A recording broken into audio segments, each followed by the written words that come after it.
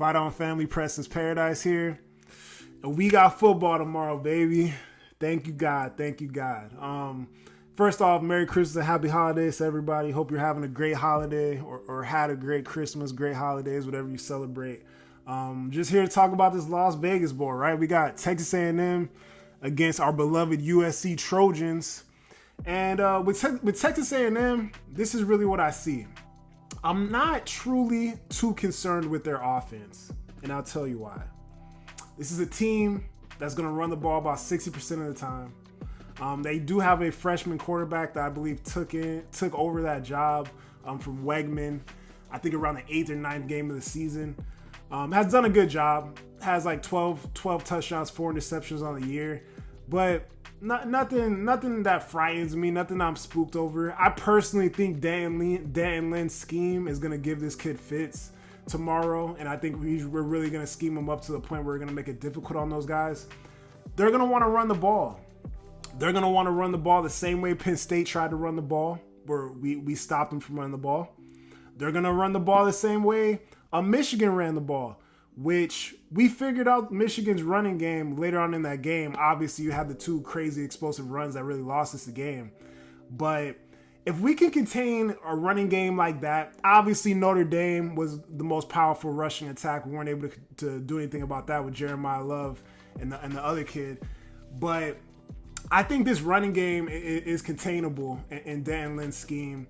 And I trust our big defensive front that, we could clog some holes. I trust the linebacker group.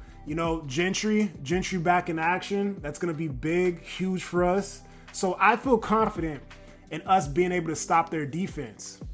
Where I am concerned, and I have a list of things I'm going to talk about in this video that I am a little concerned about, and I will have my eyes on as this game is going on tomorrow night at 10:30 Eastern, is Texas A&M is number 3 in the country in opponent completion percentage.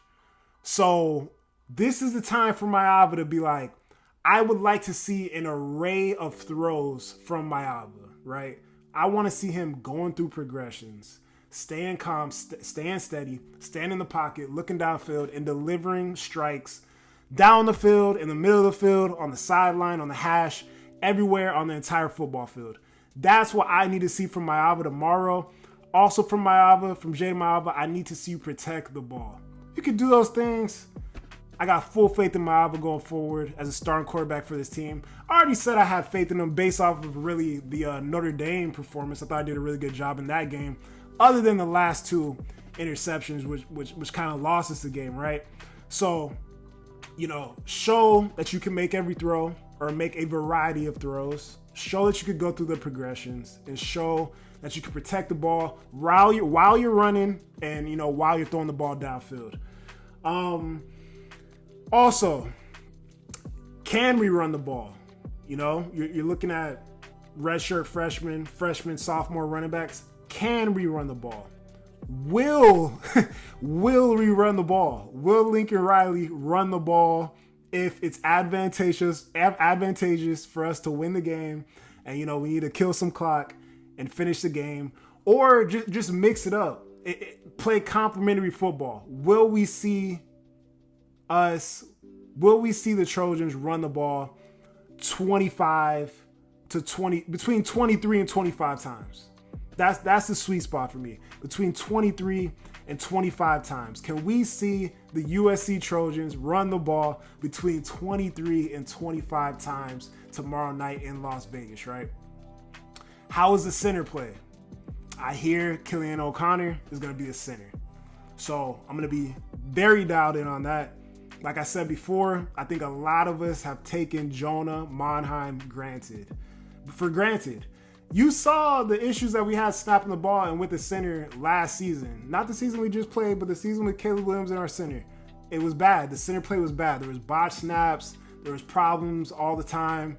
This year was very smooth. The issues were on the outside. So center play, very important. Right tackle play. Here, Tobias Raymond is going to be at the right tackle. Love that. Been campaigning for Tobias Raymond to be at the right tackle position post the Washington game. Have full faith in him. Kid's got all the tools, all the physical intangibles, and did a great job against probably the best defense that we've seen all year in Michigan. So very excited to see how he performs. Also excited to see how Elijah Page performs out there. I really want to see him just, be a technician, do his job, and look completely clean tomorrow, especially with the loss of, Scorton and all those, and a lot of those guys up front on the Texas A&M front that are off to NFL and opting out of this game. And lastly, right, this is for coach. This is for Coach Lincoln Riley. If the game is close, what type of plays are called? When are you running the ball? When are you throwing the ball? Like, I'm going to be very dialed in to the play calling tomorrow. Even though it's a bowl game, even though, you want to be vanilla or whatever, Lincoln Riley better want to win this game. Like, for real. Because I know the people watching this video, we want to win this game. And there's probably people watching this video that are going to say, oh, I don't give an F about the game. I care. Y'all don't care about this program no more. It's all good, bro. I care about this program. I want to win tomorrow, and I want to win the right way so that I can go into the offseason feeling a little bit better, right? So the play calling, when we're running the ball, when we're passing the ball, the energy of the coaching staff, the energy of Lincoln Riley, man. How hard is he coaching during this game, right? This is damn near a rivalry in the making, right? We got recruits. They're taking multiple kids out of Cali that are supposed to go to USC. All types of nonsense, man. We lose the wide receiver Jerome Miles, Texas A&M. There's a lot going on, man. I still feel a way about Noah McHale. I'll be honest. I feel a way about that. We need to beat Texas A&M's ass, man. I'm just being honest with you, right? So, lastly, let's see if anybody pops off the screen. Let's see if any of the youngsters pop off the screen. We already know about Cam Fountain. We've seen a little bit about a Marcellus Williams in the secondary. I'm big on Elijah Newby, right? My eyes are on Elijah Newby. If he gets opportunity tomorrow, I don't know, what Gentry snaps are going to be like. I don't know what the rotation is going to be like, but would love to see Elijah Newby pop up off the screen tomorrow. Any of the young safeties, you guys in the secondary, wide receivers, right? Talked about Xavier Jordan. A lot of these guys transfers that came in. When it was all said and done with where we're at in the portal, you got to feel pretty good, right? Obviously, you lose the running back and Quentin Joyner, but ends up at Texas Tech, not in the same conference. Deuce Robinson ends up at Florida State, not in the same conference.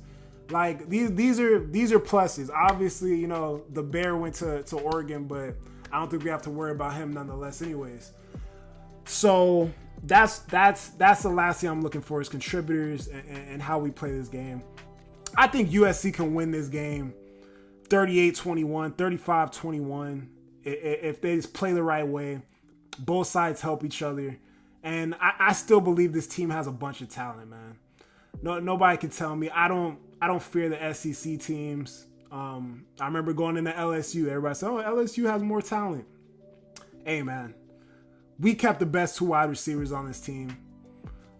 We have a lot of talent on this team. We have a lot of ability on this team. And the best thing about it too is you have a lot of these older players coming back next year. So these experiences live on. The growth of the program lives on, and Lincoln Riley's tenure here at USC. And now the time is to go up. No excuses can be made. Everybody's paying attention to everything. I'm paying attention to everything. And if we lose this game tomorrow, it's not gonna be good. Even though it's kind of a meaningless game, this game matters. It's actually not a meaningless game at all. This game is far from meaningless. So I appreciate you guys watching the video. Hope you enjoyed your family. Everybody had a good holidays. And hopefully we get a victory tomorrow in Vegas like we did at the beginning of the season. Fight on, everybody. Appreciate you.